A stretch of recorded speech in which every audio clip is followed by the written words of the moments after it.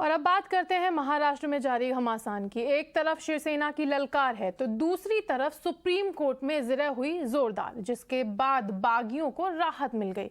Supreme court ने deputy speaker को notice पर 11 जुलाई तक फैसला लेने से मना कर दिया है, रोक लगा दी गई है। शिंदे गुट को इस राहत मिल गई है। वहीं दूसरी ओर ईडी के एंट्री से राजनीतिक पारा और हाई हो चुका है। इस बीच धमकी और मान मनोबल, इन दोनों तरीकों से शिवसेना बागियों को साधने की कोशिश कर रही है, लेकिन कोशिशें रंग लाती नहीं नजर आ रही।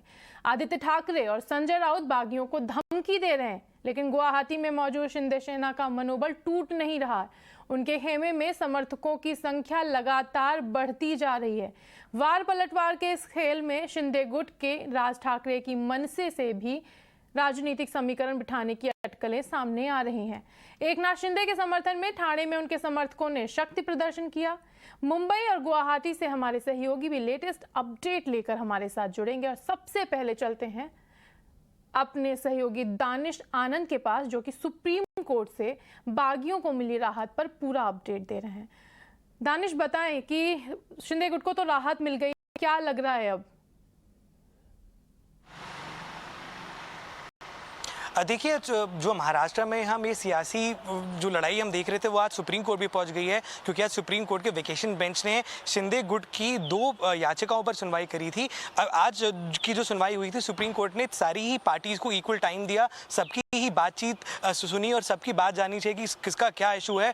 और मैं आपको ये बताना चाहूँगा कि आज की सुनवाई के दौरान सुप्रीम कोर्ट ने जो शिंदे गुट के वकील हैं उनसे ये सवाल ज़रूर पूछा कि वो लोग सीधा सुप्रीम कोर्ट को उन्होंने अप्रोच क्यों कर लिया है, पहले बॉम्बे हाई कोर्ट क्यों नहीं गए। तो उस पर शिंदे गुट के वकील ने रिप्लाई करते हुए कहा कि जितने भी रेबल एमएलएज हैं उनकी जान को खतरा है। और शिवसेना पार्टी के एक स्पोक्स पर्सन ने भी एक पब्लिकली एक ऐसा कमेंट किया था, वो भी सुप्रीम कोर्ट के सामने उसको मेंशन किया गया। और इसके अलावा आज की सुनवाई के दौरान कांग्रेस की तरफ से जो कांग्रेस के एक नेता है अभिषेक मनु सिंघवी, वो भी आर्ग्यू कर रहे थे महाराष्ट्र की सरकार की तरफ से। उन्होंने ये सुप्रीम कोर्ट के सामने साफ कर दिया कि जितने भी एमएलए उनको भी लगता है कि उनकी जान को खतरा है, तो उसका महाराष्ट्र सरकार अपनी तरफ से पूरे प्रयास करेगी, उनको पूरी सिक्योरिटी देगी ताकि किसी को भी सिक्योरिटी का इशू ना है। लेकिन आज की सुनवाई के दौरान सुप्रीम कोर्ट ने ये भी एक बड़ा प्रश्न ये भी पूछा कि जब डिप्टी स्पीकर के खिलाफ नोटिस इशू किया गया है, उनको हटाने की बातचीत करी गई है, तो एक डिप्टी स्पीकर कैसे इतना बड़ा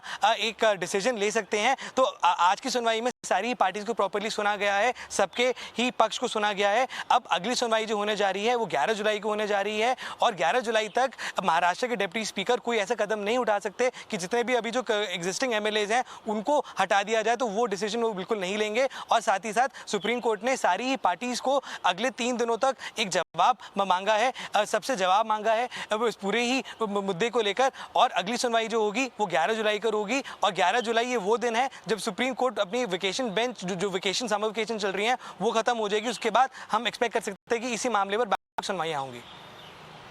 थैंक यू दानिश। हम कह सकते हैं कि इस जो ये फैसला आया है सुप्रीम कोर्ट का, इससे शिंदे गुट को तो राहत मिल चुकी है, लेकिन ठाकरे गुट की कोई खास राहत नहीं, क्योंकि फ्लोर टेस्ट हो सकता है।